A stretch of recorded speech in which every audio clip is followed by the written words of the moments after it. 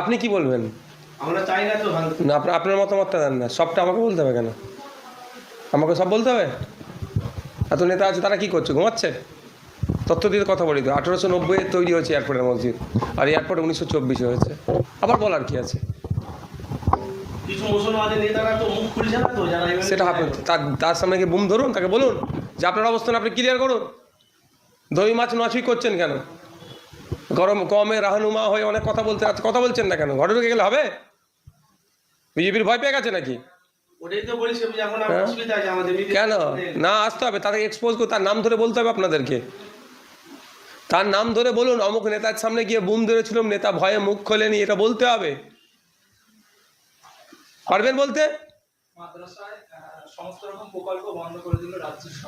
আমার জানা নেই, যদি এই ধরনের জানা থাকে আপনি আমাকে নোটিফিকেশনটা দিন তো। গল্প কারো আমি শুনবার প্রয়োজন নেই।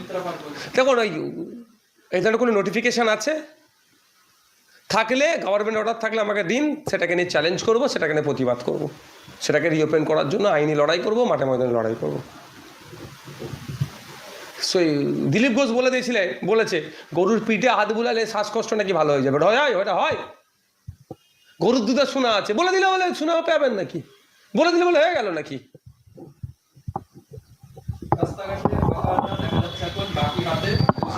খুবই দুর্ভাগ্যজনক, খুবই বেদনাদায়ক আমরা ছবির সম্মুখীন হতে হচ্ছে। আর খোঁজ নিয়ে দেখুন, যাদের আজকে রাস্তায় বসে তার 90% বিজেপিকে ভোট দিয়ে নিয়ে এসছে। কর্পোরেটদের জন্য এগুলো করছে, ওগুলো ভেঙে উড়িয়ে দিচ্ছে, বড় বড় কোম্পানিকে দেবে, তারা স্টল বানাবে। স্টেশনে গেলে আপনি আমি চা খাবো, কিন্তু বড় বড় কোম্পানি যে যাটা 10 টাকায় খেতাম, একটা সিঙ্গাড়া 10 টাকায় খেতাম, সেটাকেই আমরা 50 টাকায় কিনে খেতে হবে, 100 টাকায় কিনে খেতে হবে। আর দেখুন আগামী দিন হয়তো আনতে পারে, যেমন আমরা এয়ারপোর্টে বোর্ডিং ক্লোজ বলে দেয়, গেট বন্ধ বলে দেয়, আগে যেতে হয় না, গিয়ে বসে থাকি। স্টেশনও দেখবেন বড় বড় স্টেশনগুলোতে হয়তো আগামী দিনে করতে পারে, 1 ঘন্টা আগে আসতে হবে। বসে চা পানি খাওয়ার ইচ্ছা খেলে আর 10 টাকার চায় আপনি পাবেন না, ওদের বিক্রি করার জন্য প্ল্যান আনবে।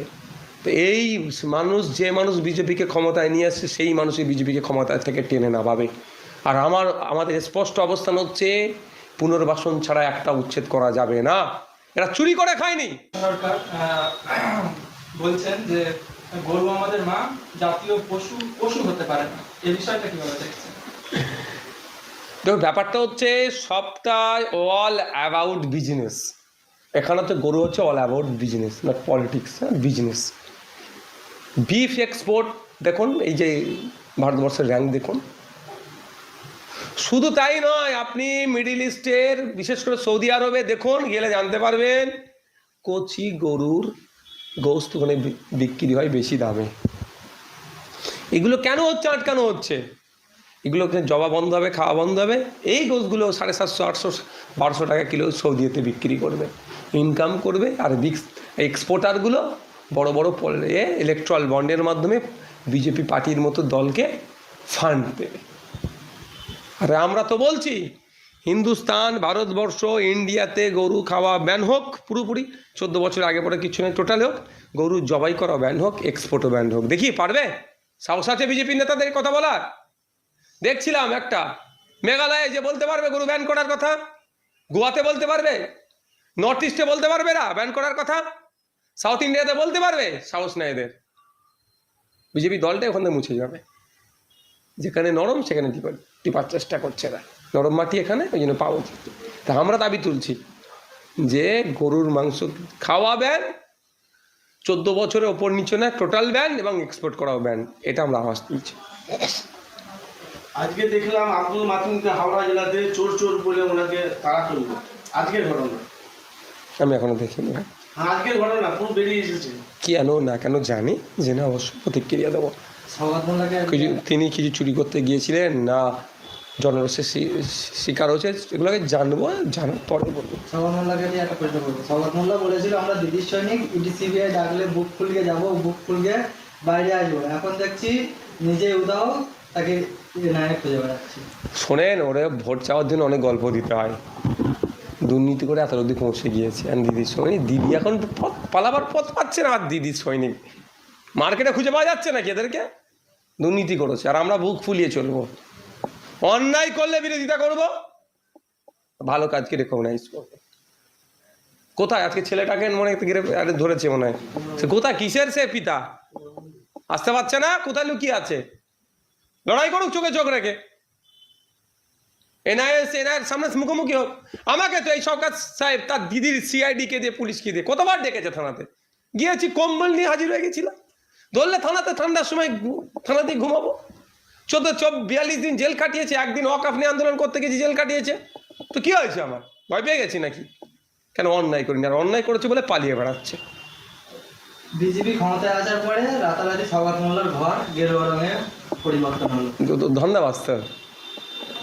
তৃণমূল আসার আগে লাল কালার ছিল, তৃণমূল আসলো কালার চেঞ্জ হলো, বিজেপি এসছে আবার কালার চেঞ্জ হয়ে গেছে, কালকে অন্য সরকার এলে আবার তার কালার করবে। ধন্যবাদ এরা, এরা বিরোধী রাজনীতি করার সাহস আছে এদের।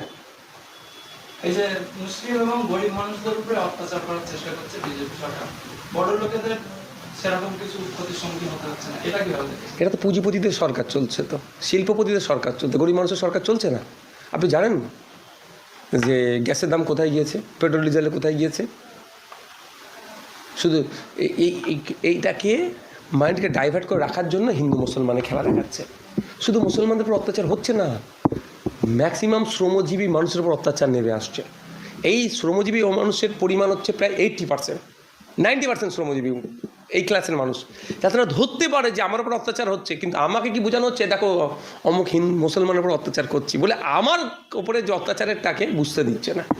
এই যে এই প্ল্যাটফর্মে যে হকার উচ্ছেদ হচ্ছে, 70 থেকে 80% তো নন মুসলিম হিন্দু সমাজের মানুষ, তাদেরকে কি দেখাচ্ছে, কুরবানিতে নাকি ওদের 14 বছরের নিচে গরু জবাই করা বন্ধ করে দিয়েছি। দেখ কি টাইট করে ফেলেছে, কুরবানি হয়নি, হ্যাঁ গরু জবা করেনি, তার পরিবর্তে খাসি হয়েছে, ভেড়া হয়েছে, দুম্বা হয়েছে। এটা কি টাইট করলো?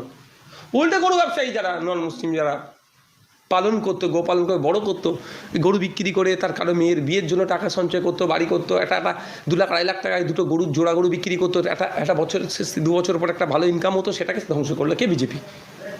পুঁজিপতিদের সরকার চলছে, ওই জন্য শ্রম কোডের বিরুদ্ধে আমরা লড়াই করছি না।